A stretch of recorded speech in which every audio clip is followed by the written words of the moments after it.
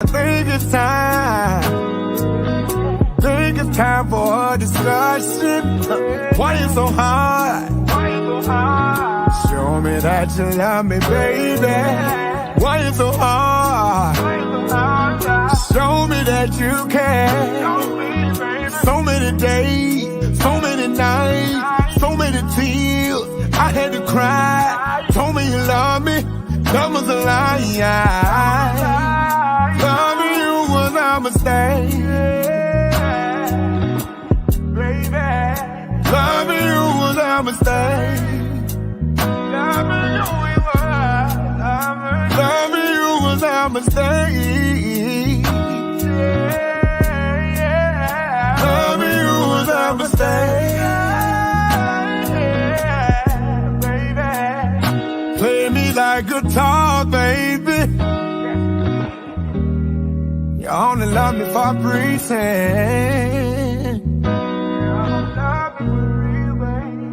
Play with my emotion, girl. And I don't wanna be your friend. Play me like guitar, baby. All right, welcome back to another star-studded episode of the Exquisite Conversation Podcast.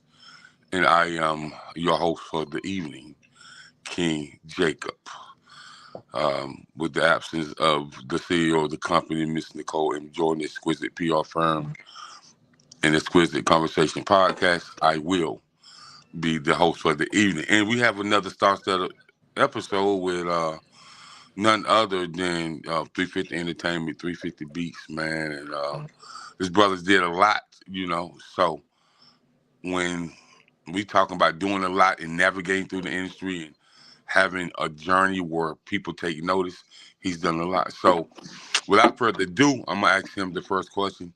Who is 350 Beats and 350 Entertainment? All right. Well, I changed to 350 Entertainment. I had it made Entertainment, which is behind my mom's name.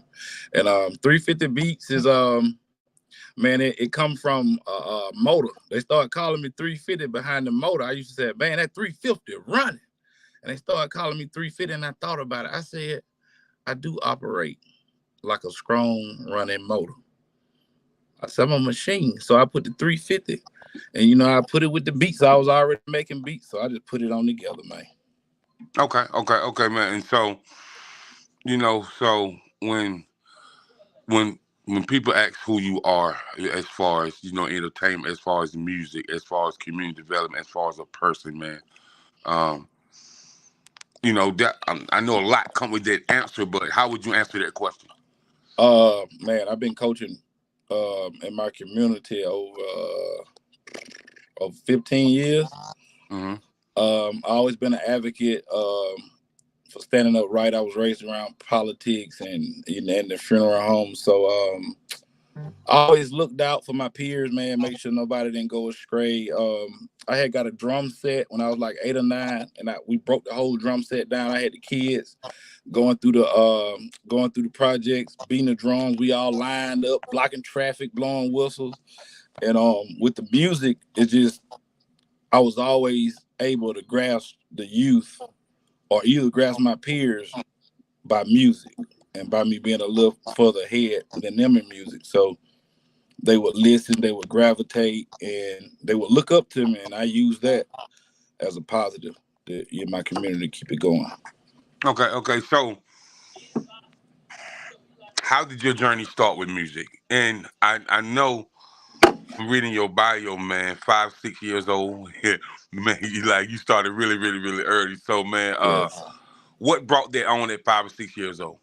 Well, I was growing up in the church, so sitting there every Sunday was one thing, and we had an awesome choir. We had one of the best choirs in the Tri-City at Pleasant Grove Baptist Church. So I got me a drum set when I was 5, and I just kept watching. And I took what's the name of it? The church fans where you tear the sticks off. Right. And I'll be back there just tapping away. So it started when I was 5, and I was just beating on the pots and pans. My mama got tired of it, so she went and got some drums. And I used to go to choir rehearsal, quartet rehearsal. So music was just always there. All of my uncles sing. My whole family sing, matter of fact. So that music is there. Man, you know that like for us Southern boys, I'm from South Carolina, so for us Southern boys, especially when I interview somebody and they a musician or they're a music artist or they just a music connoisseur, and when they said that quartet, they hit different, bro. Yeah. That quartet hit different. And so, man, as far as you learning how to play the drums, when did your mom understand that my son is a musician? I would actually say then, because you don't have too many parents that go out and get you a drum set at 5 years old. Mm-hmm. You got some that go get the little play round one, but when you already in the pocket, I was 5. I couldn't hit the hi hat. I couldn't but I was boom, boom, pow, boom, pow, boom, pow, boom.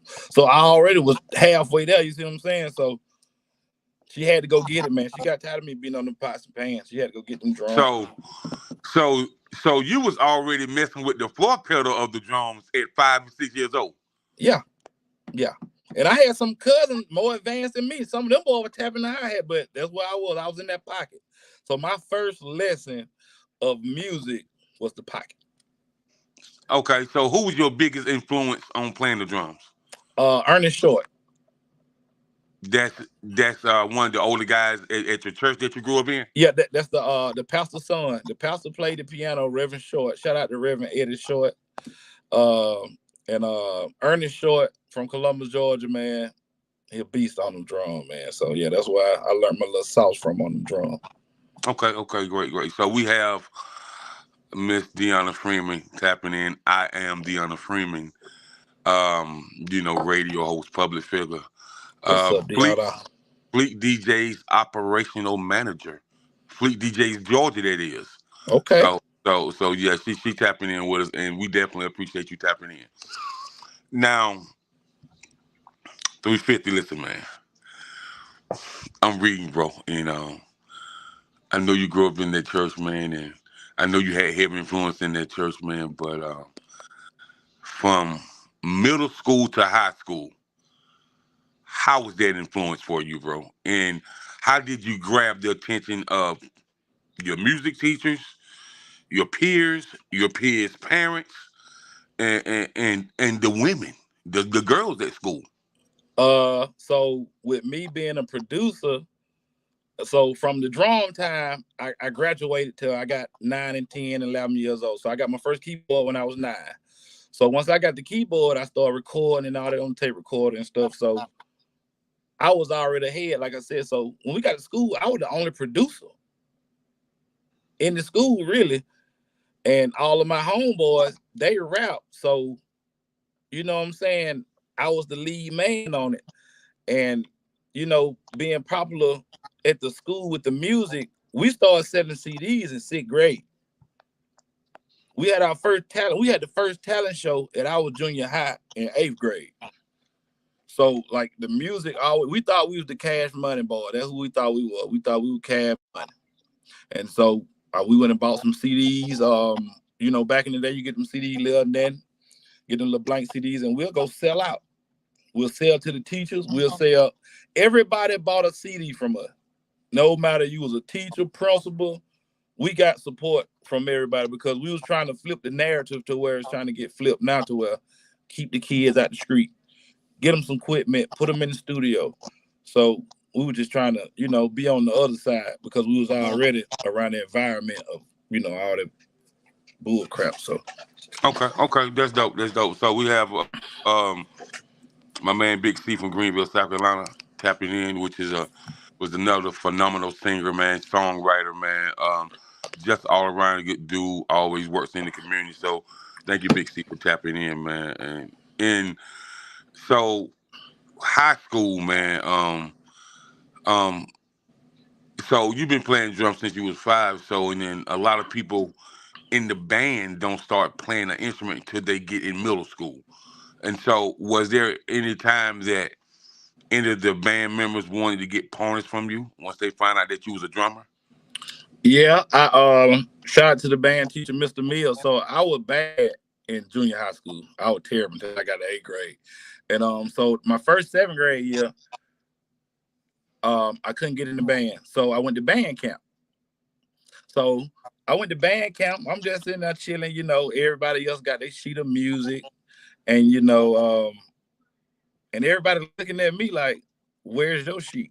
I'm the only one in there with no sheet. And they were like, Mr. Mill was like, Elroy already knew it. My ears are dangerous. This is the dangerous thing that I got. My ears are dangerous. I knew every cadence. I just knew it because I sat there and listened to it. Once I listened to it so long, and if I listened to it more than 5 times, I sure enough got it. You know what I'm saying? 1 or 2 will do, but 5 or more, yeah, and they was blown away. They were like, Elroy, how you know it? And we over here reading the sheet. I said, I'm just using my ear. You know, y'all using your eyes. And you're right, because some of the baddest guitarists I know, some of the baddest piano players I know, some of the baddest drummers I know only play by ear. And I'm talking about, as far as it's this piano player, you know, my sister grew up with him, and his name Mike Stone, man. And Stone, man, when I tell you that he will take you to church and he only played by ear. When I say he have people running up and down them aisles like they running track. Man, them jokers that play by ear are some dangerous jokers, man. Yeah. So we have you know, songstress, songwriter, actress, model, Miss Latasha Reese tapping in. She's watching through YouTube. What's up? Right. So man, knowing that you was gifted by ear, bro, that's a different type of gift. Yeah. And so once you realize that you can hear anything and play it, man, did you pick up any other instruments and start playing as well? Well, I would say I'm a composer. I wouldn't say I'm a keyboard player. I would say I'm a composer. Because if you told me to go play Mary Had a Little Lamb, I can't do it. You see, you tell me to go play one of them church songs, I couldn't do it. But if you tell me to go remake that church song and turn it into Southern Soul or turn it into blues or anything like that, then it's mine. I got it. So I would say I'm a composer more than I would say a keyboard player, but I do play the keyboard a little bit. Okay. And so playing the keyboard, right? And you know, dibbling down with the keyboard, man. What did that do for you as a musician, you as a composer, you as a arranger? Because a lot of people that hear music and don't read the sheets, when they're in the studio or when they're at a rehearsal or when they're directing a choir, it's an arrangement for them. You know, it's an arrangement where you got to stay right here because you're second soprano. You got to stay right here because this first alto.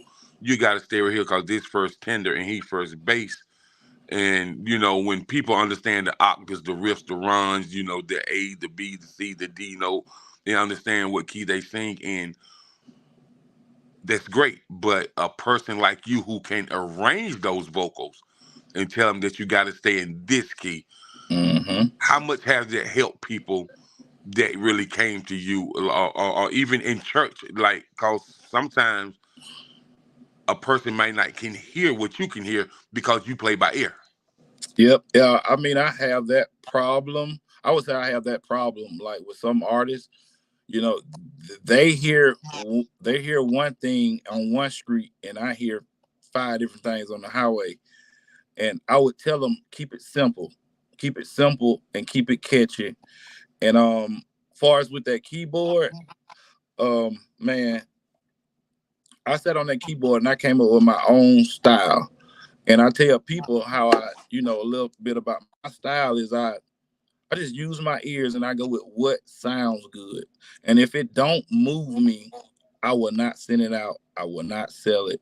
None of that. So it has to move. It has to move. Okay. We have the owner of the podcast and of Exquisite PR firm stepping in, Miss Nicole M. Jordan. Thank you What's for up, tuning in. Nicole? And so, man, you talked about quartet and you talked about your uncles, right? And everybody in your family that Mm-hmm. sing, man. So I tell people this all the time, man. I just want to see if you agree with me. Southern soul is nothing but secular quartet. Yeah, that's it. And then when they do in the background, it ain't that bad quartet. And then once that artist get back up there, it's just singles. So that's why I try to tell a lot of artists. I said, don't take too much of the quartet out. I said, get you. If you got a group and y'all came out of quartet, the Southern Soul, y'all find one lead singer and let that background be fire. That's one thing my mama and my uncle and them always listen to and critique people on. If that lead good and that background trash, it's just like trying to put an I in team. Ain't no Right. I in team. That background got to be fire. Yeah. And then not only do the background gotta be fire, but you can't have no piano player that drag those keys. Because No. if you drag the keys, the song is gonna drag. And it's gonna throw all the octaves, the riffs, and the run off. You know what I mean? And then the lead singer gonna turn around and look at you and be like, if you don't pick this piano up, Mm-hmm.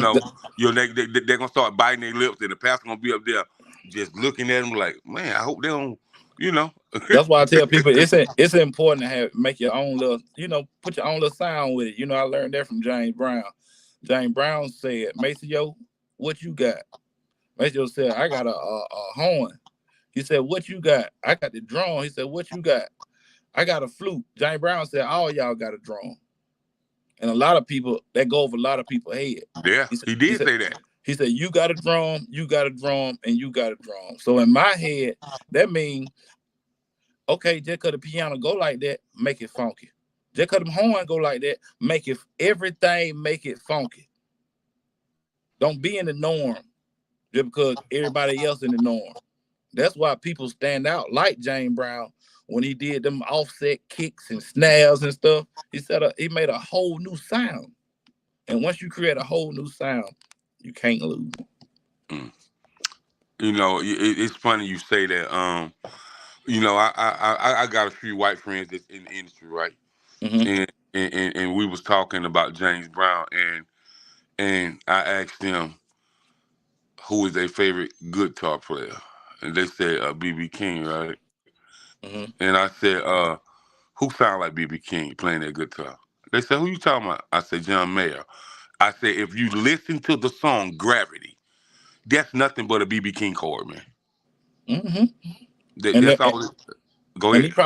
he probably studied B.B. King. Like, people be studying that sound, man. They might sit back and in the corner and try to duck off. But people be watching that sound, especially when it's new to them. Right. What's up, Dub? What's going on, man? Salute for tapping in, man. Appreciate it. Appreciate that double shot. Yeah, man. So and then another thing about sound, man. People don't know that you got to be a student of the game when it comes to you being a musician, man.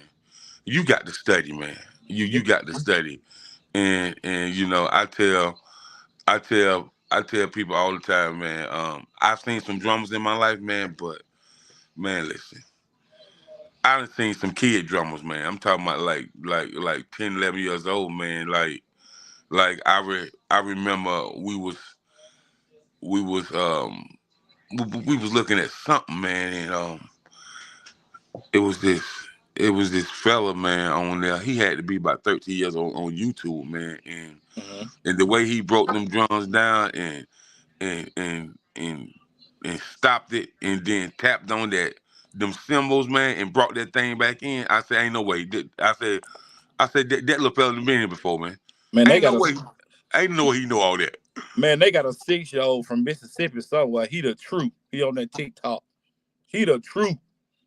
6. He the truth. Ain't that amazing, man? Yeah, yeah, man. It you know, we are music, man. I tell anybody that they want to know why your foot get to tapping. You want to know why you bob your head. We are music, and you know, with the soul stuff, don't even think about Southern soul. Don't think about soul music. Think about the soul you got inside of you. The soul you got inside of you, it reads frequency. Certain music make you move certain ways for a reason, but you don't know why it make you move that way from the outside looking in. It's a frequency. The happy music, because I'm happy up alone. Anything with that frequency, it's gonna make you light and Mhm. feathery. Anything with a hard kick, it's gonna make you get in there like that. Mm, mm, mm. Your soul feeds off of frequency and music, man. It's funny that you said it. And what's up to my man Rich Butler for tapping in? I appreciate you, homie. What's up, man? What's And, up? and you know, you know, West Love came to my hometown in Saluda, South Carolina, right? Mm-hmm. And you know how she just kick it off with these people and surprise them, man. She just paid that tribute to Betty Wright, and you know when that when that man was up there on them drums and he was hitting that level and when she said that there was an old lady sitting under the tree, she called me when she said to me, and she just put the mic to the crowd, and bro, I swear that it was probably everybody out there was singing. I ain't just talking about no women. I'm talking about men too. Mm-hmm. You know, cause what we gotta think about a person like Betty Wright. Betty Wright made feel good music, bro. It's It was happy and sad, but it make you feel good at the same time. You mm-hmm. know, you know.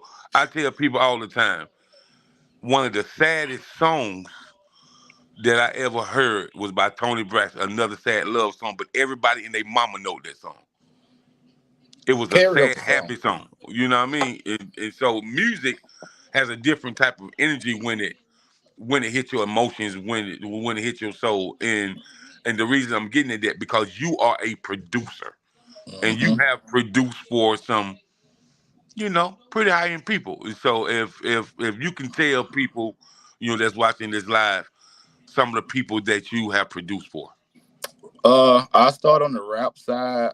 Rest in peace, Shawty Lo. If you don't know who Shawty Lo is, I don't know what to tell you. Go look him up. Shawty Lo was my where I got my first big placement. Long live Dope Boy Raw. He was signed with T.I. Hustle Gang. Let's go to Southern Soul, cause I know I ain't gonna better name everybody. Um, I'm the sound behind Bad News. Broke my body in the street. We working. We got that sound out there.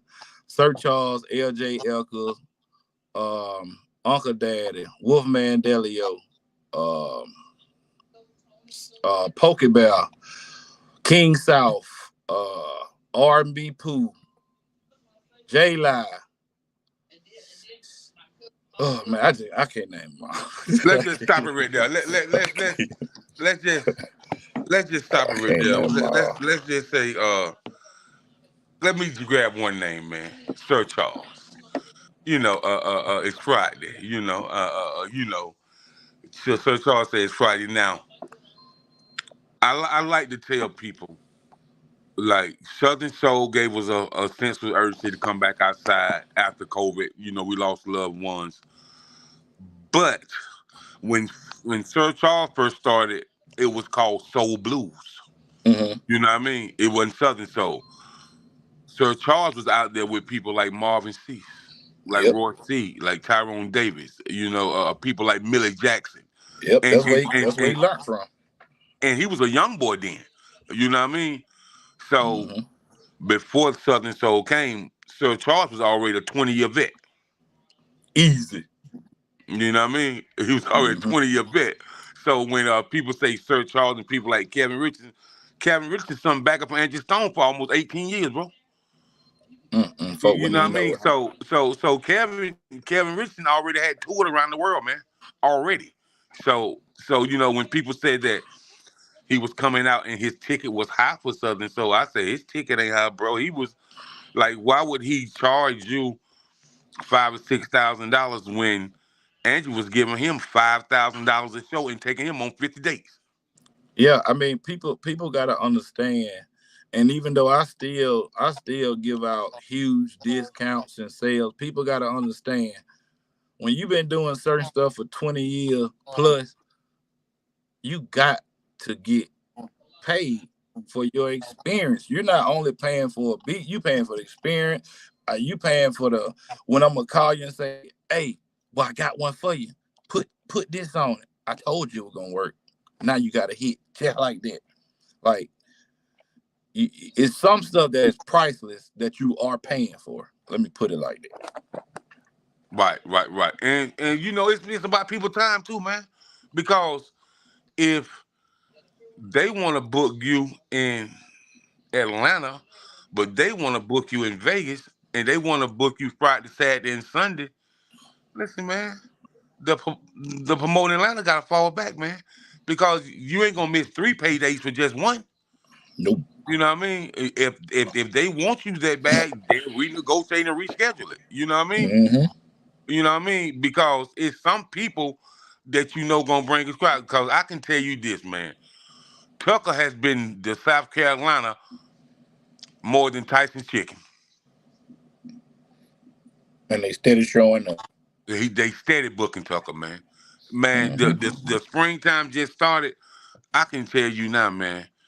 Tucker gonna hit South Carolina, North Carolina, and Georgia all summer long, bro. Mm-hmm. I already All know it. summer long, and they giving him 37,000 a pop, Yes, sir. and he might be there for a Friday here, a Saturday here, a Sunday here. Man, Tucker might make $100,000 in one weekend, boy. For real, Hey, for real. yes, Just sir. and I tell people, I remember when King George was a church boy singing in church, but I also remember when he rapped. You know what I mean? Mm-hmm. And I was like, I remember when King George was only getting $300 a show. Yeah, people don't do their research. They just think people fall out the sky, man. They really do. You know what I mean? So, hey man, shout out to my family, Lane McCoppin, man, from What's up, Lane? Everything Entertainment. You know what I mean? I appreciate you tapping in, man. What's up? Much What's up? respect, man. And I know you just went through a crisis in your family, man. So prayers and blessings are with you. But I definitely appreciate you tapping in with Exquisite Conversation Podcast. Appreciate that. Now, here's a big question for you, man, because I want people to really understand something, man. How does an independent producer get a placement with a millionaire like Shawty Lo? And R.I.P. Shawty Lo, Oh R.I.P. man. You just gotta, like you said before, you gotta study and you gotta know what's going on. So at that time, internet radio was humongous. Internet radio was humongous. So I was at a job. I was a floor tech. In whatever name, NCR, whatever name of them folks in Columbus, Georgia, and they had an internet radio show, and it came on every Wednesday, I think. So I just said, you know what, I'm gonna build up the strength, and I'm gonna call. But when I call, I'm gonna flip it. So when I call, I was like, "Hey man, what's up, Shawty Lo? Whatever." And I was like, "Hey man, I'm 350 beats. I'm trying to, I'm a fan, but I'm trying to get them beats in." And they started laughing. And he was like, "Okay, so I'm gonna send you to my A&R, which was DJ Z. I'm gonna send you to my A&R, and we're gonna go from now." So I got the email to the A&R, and I sent the music. I think he called me right back, and they were like, "When can y'all get up here?" And the A&R was brand new. And the situation that came to happen with that was so beautiful to where I secured the A&R job and didn't even know it. Man, you secured his job for years. What?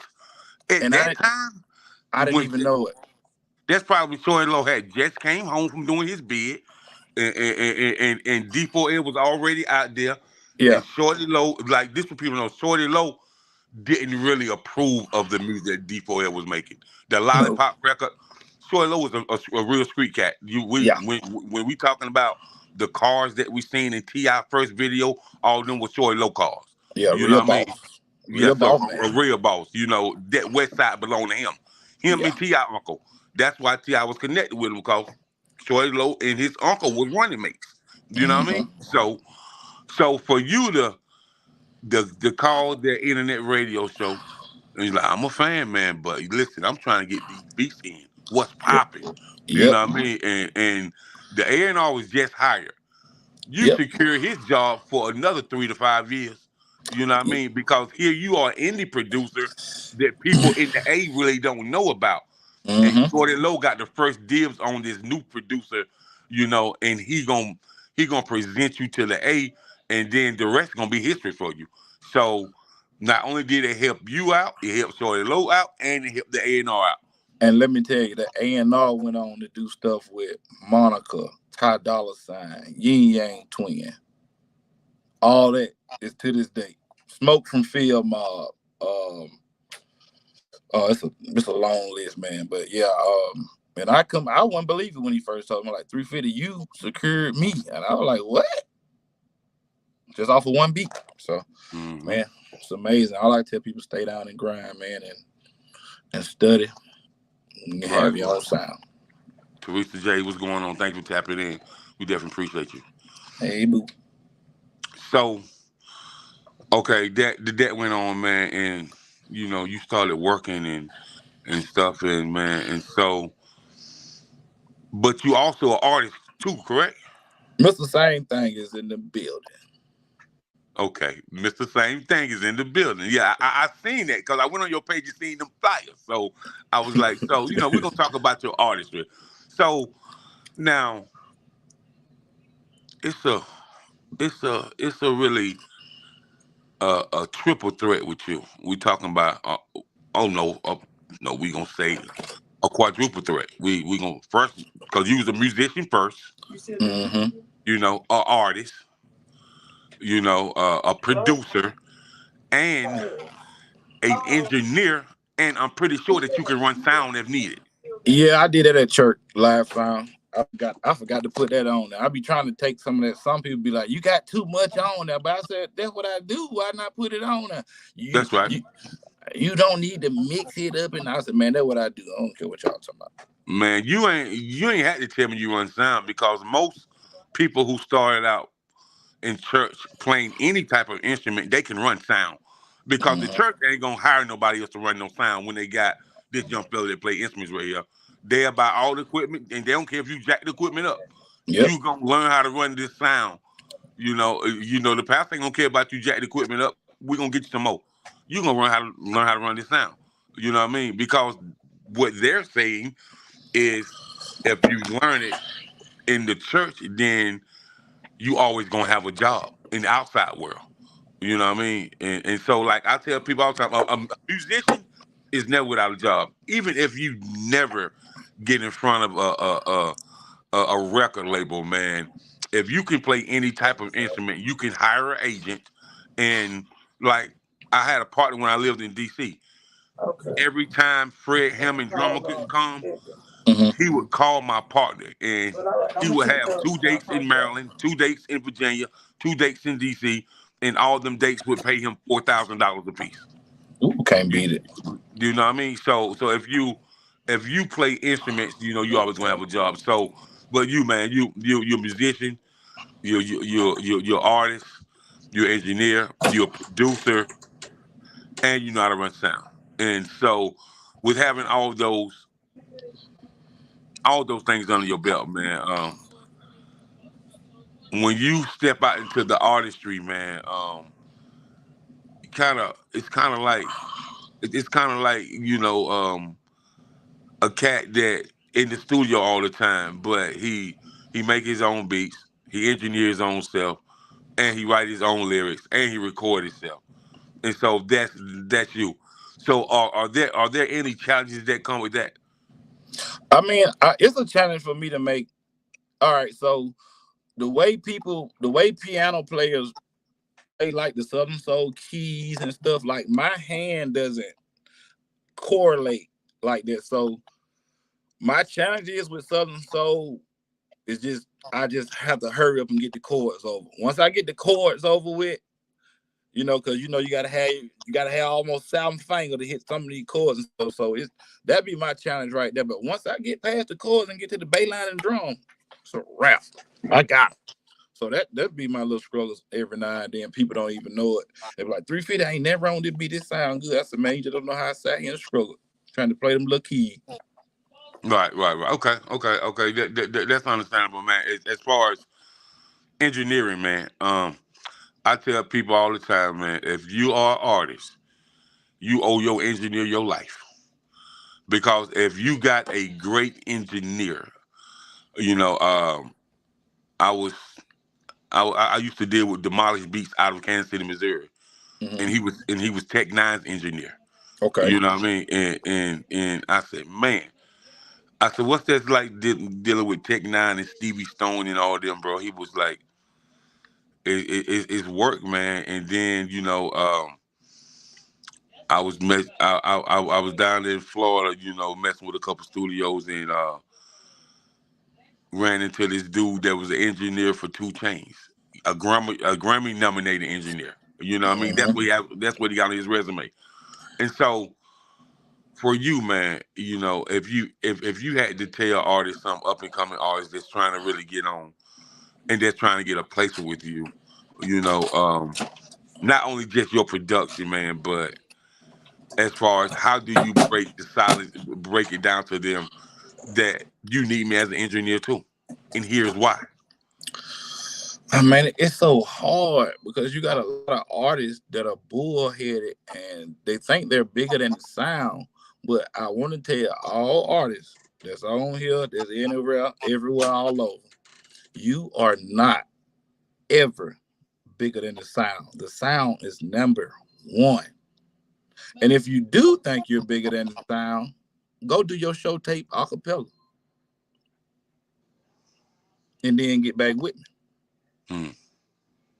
So with that being said, I like working with people that don't give me a headache. And when I say headache, it's like, know what you want, know what you're looking for, and don't be a follower. Don't reach out saying, hey man, I want to beat like D Ford, or I want to beat like Flow beat. No, I'm not gonna do it.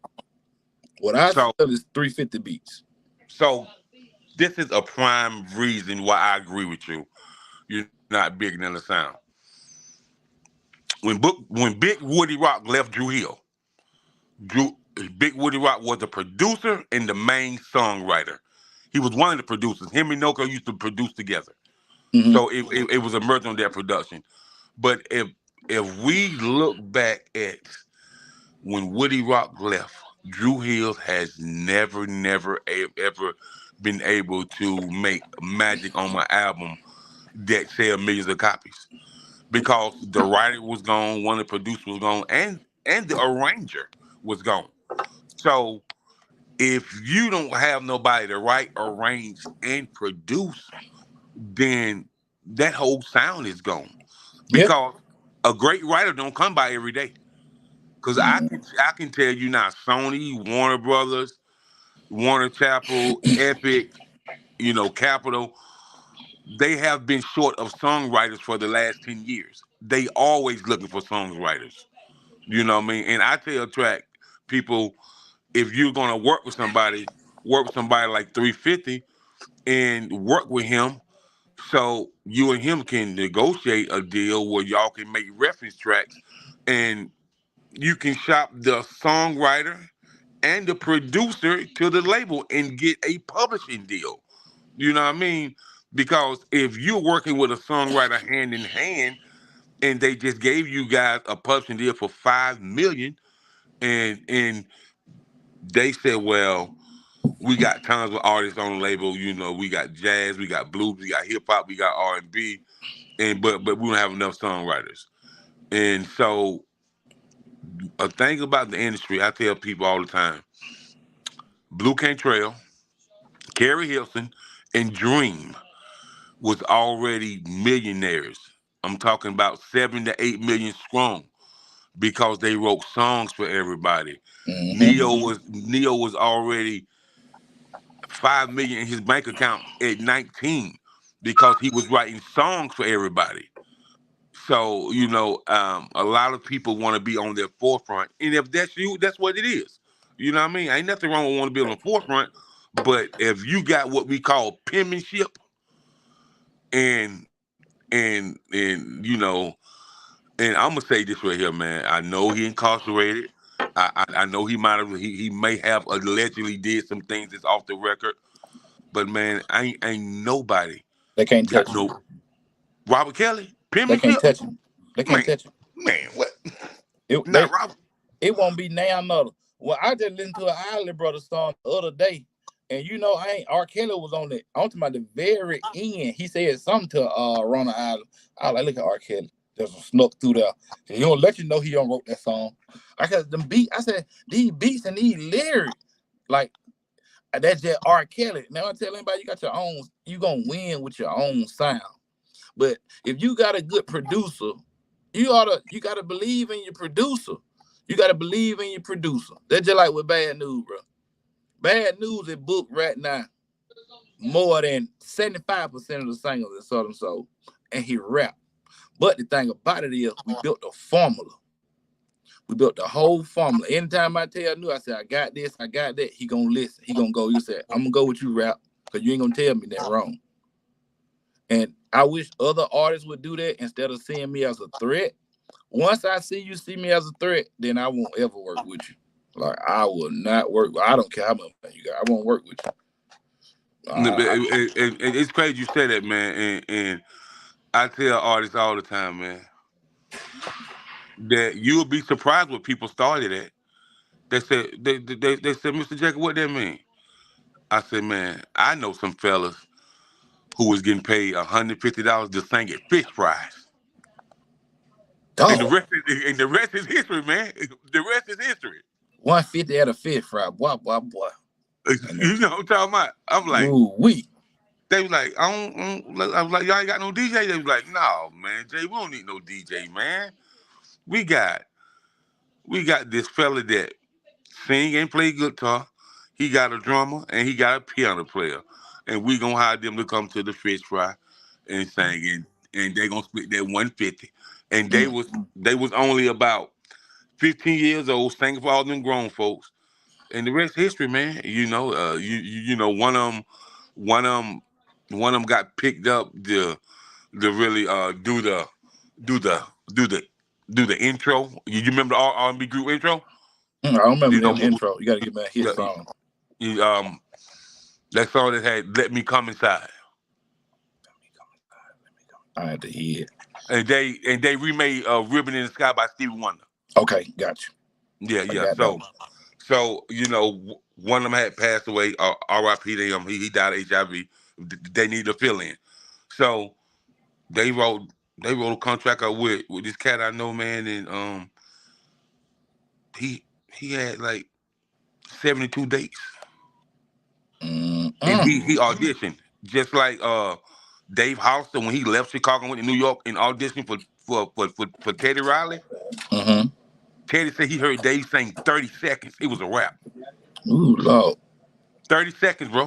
30 seconds. So the moral of the story is, man, is work on everything you can as far as your craft. If you're gonna do music, be in full-fledged.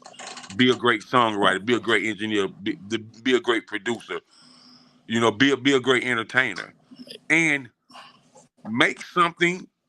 Sometimes it ain't got to be on every album, but make a few songs out the year, man, out of every year, man. Where you impact your community, man. Where you have nonprofits that want to sponsor you, where you can work with your city councilman or your local chamber of commerce because they got the money to pay you for real. Yep, man. My song, that same thing was going on the my cousin was gonna use it to promote his election coming up. So yeah, man, I don't know, man. I just wish everybody just calm down, listen, do good business, and just work and stop worrying about the other person. And if you can't sing and produce good, you sing better, just sing. That's Like right. just stay where you at. I tell everybody, hold what you got, rap. Just hold what you got. Right. So, that's what it is, man. But we're going to take a little commercial break and we'll be right back. Stay tuned for more important messages. I'm tired of lying, and it's getting plain to see. I done tried hard to deny, but this woman changing me. Might go to the clubs, but I leave kinda early,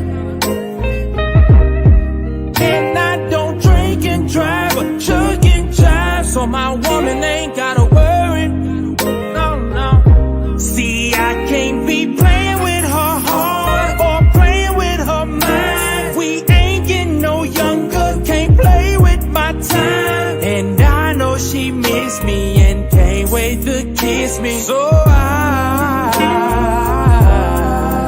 might be invited tonight. You ain't gotta look for me. I might be invited tonight. Yeah. My man, Too Smooth out of Mississippi. He said he might be in by 10 tonight. And he said he don't drink and drive, he don't shuck and jive. And his woman ain't got to worry. Boy, look at here. Hey, she ready. She got something to bring him home every night. You better believe it. Yes, sir. Yes, sir, man. So, as far as your new project, man, as far as the hit single that you have right now, man, how's the rotation going on it, man? And what are the DJs and the promoters telling you about this hit single? Okay, I'm glad you brought that up. That's one of the little oops that we having going on. I know the music is good. I know it sounds good. It moves to people. I don't have too many promoters or people like that that's really giving me feedback because I think I'm perceived as a threat. So, I mean, shout out to Dream Team DJs. They gave me a lot of feedback. They supported me. Just not too much, but on the beats and stuff, people are moving all around. This is like the E-Really song, Uncle Daddy, the Dukes and Boots. I produced that one. It was all over the nation, but people don't even know it. And so now I think I'm going to put my tag on everything, but I didn't want to put a tag on a beat and do the hip hop side with it, but yeah. So it's funny you say that, man. And just to let you know, man, you should definitely work on getting you a publishing deal. With all the people that you to produce for, all those BDS plays and the BMI and the ASCAP and they can track you through digital radio tracker, through sound exchange. Oh yeah, bro, you could easily get a publishing deal, bro. You just have to have some type of agent or some type of PR to walk you in through the door, man. But yeah, bro, you work with some heavy hitters. And tell me about this Gucci Man experience. Oh man, that was crazy. I was 19 and it was the first time Gucci Man ever came to Columbus, Georgia. So it was just humongous. I can't remember my cousin's name that brought him, but they brought him to Columbus, Georgia. We was at the Ritmo Latino. I'll never forget. And long live my mama, man, Hattie Mae Jake. At that Gucci show, ain't none of my homeboys and none of them folk dropped me off. My 50-year-old mama, that's the same one that bought them drums when I was 5. That who dropped me off at the front door of the Ritmo Latino. And I got in there, I was 19. I had I was a young little CEO or whatever. I had all my boys behind me, I just always sat around and learned and looked and researched, and what I didn't know, I asked questions. So at that time and point, I just felt like I was CEO time. I hadn't been 9 and 10, selling CDs, don't started recording on the tape recorder and all that. So, man, I got it now. Open up for Gucci, man. I tore that thing up. I represented for the city. It was a big feeling. It was a big accomplishment, and I'll never forget it, man. Okay, that's dope. That's dope, man. Lil Flower. And that was the So Icy Boys time when he had the big So Icy Boy charm. That's the first time he brought that charm out that night in Columbus, Georgia. He said, and to this day, man, people remember a lot of Gucci songs, but to this day, every time I've been out and they be talking about Gucci, man, they gonna mix that So Icy in there, bro. Oh, you gotta have So Icy. You gotta have So Icy, boy. It was going crazy then. Yeah, man. You know, it's just like that. So Icy, done it all. You know, Shawty Lo. Yeah, man. You got to have all that. You know, so man, for some people that you haven't worked with yet, man, what are 5 chicks and what are 5 dudes that you want to work with in your career that you think you really can make magic with? Oh, you're talking about just period, just any artist. Yeah. Ron Isley. What her name? From the Fuji. Who, Lauren? Lauren Hill. I want to work with Monica. I'm gonna make that happen. What up, bro? What's going on? What's the girl name that's saying that's my kitty? I want to work with her. Is it Candy Janae? Who that? That's my kitty. Who you said?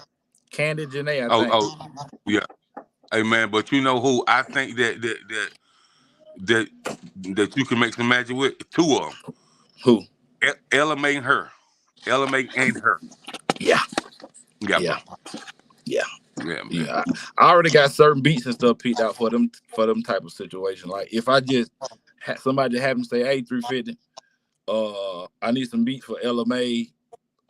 Can you come to the studio?" Cause everybody up here in Atlanta. So I just got folders and stuff just sitting there, just waiting. And I know like one thing about having that sound and being ahead of your time, you might make some beats in 2017. I got beats from 2017 that I can sell today. From 2016 that I can sell today. So how many? I just thank the Lord. How much production do you have in your catalog on reserve? I got beats all the way back from 2011. So you're the workaholic from a producer form as Tupac was from an artist form. Yeah, so just as much as he recorded, I tried to do that with beats. Because you have to think about it like tomorrow, if I lost my doggone hands or something, like what I'm gonna do? Yeah. Like what I'm gonna do? I'm gonna sit there and if I ain't made no hella beats or no hella good beats, I'm done.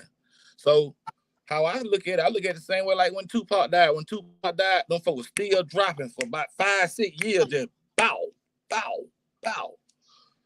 So with me having that collection, I feel like there's no ending to what I got going on. If something happened to me, I got a cousin, shout out Lamar Summer. I got a cousin that, get in my computer and still do everything. And he the only one got the password to my laptop. So I already got stuff like that set up. Man, what's so crazy, man, is thinking about how many external hard drives you have. I can't wrap my mind around it. It's crazy.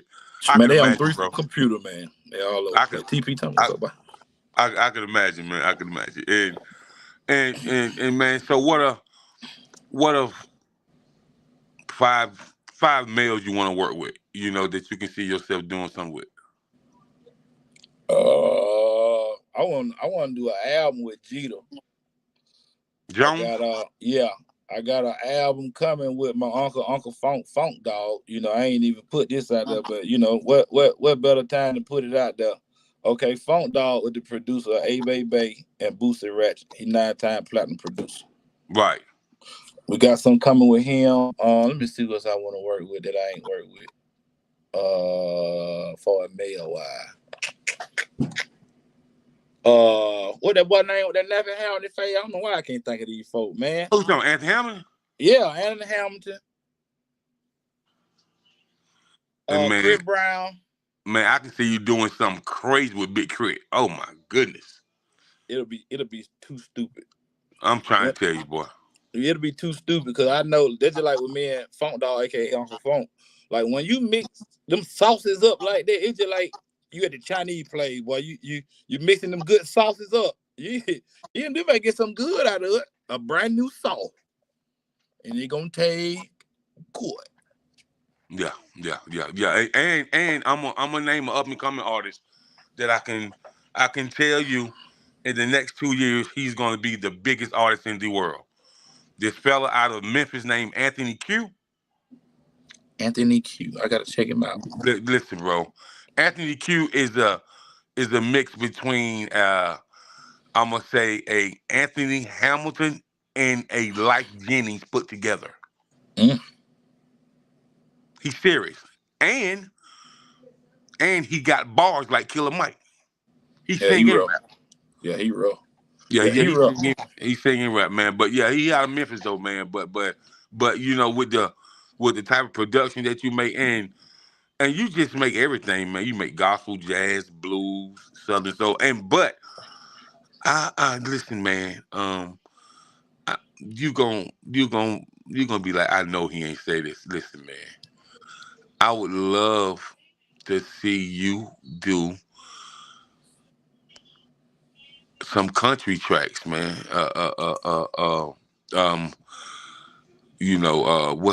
What's the fella name? I would love to see you work with Dash Rucker, for real. Yep, I want to work with Morgan Whalen. I want to work with all them boys because I already like them beats and stuff like that. I already got them. Man, I was making them beat 2-3 years ago like that. I was doing them country loops with the 808 and that's what's on their radio right now. And I was like, man, dog, did I miss it or am I still in it? And stuff like that. It's just knowing people and that's on another side. So we just got to tap into it because I already got the music, man. I got the music. Yeah, I tell people all the time, man. Blake Shelton ain't he always did the country 808 with the steel guitar. Mm-hmm. You know what I mean? Him and Jason Aldean and Luke Bryan and people like that, even Florida Georgia line. You know what I mean? And that's the formula I'm trying to get people to understand. Once you create a formula and it works, it's gonna keep working as long as you keep building on it. Like it's gonna keep working. That's just like with Bad News. You know the formula is? He rap, somebody sang on the hook. Yeah, that's the formula. Yeah. There's no more, no less to it. And I can also say this right here, man. It's like Nelly. I don't even think Nelly like hip hop no more. He do so many songs with country artists now, man. He don't even make no sense, bro. Nelly would rap circles around Beyonce with that country stuff. Some folks see Nelly is a complete artist. Beyonce just sang what them folks wrote. You see what I'm saying? Like Nelly is a complete artist. Nelly would kill them folks. Man, let me tell you something, man. Like when I heard him do that jump with first it was Tim McGraw, cause I heard Tim McGraw said that off of that record me and Nelly did together, he and myself never have to work again. Ever.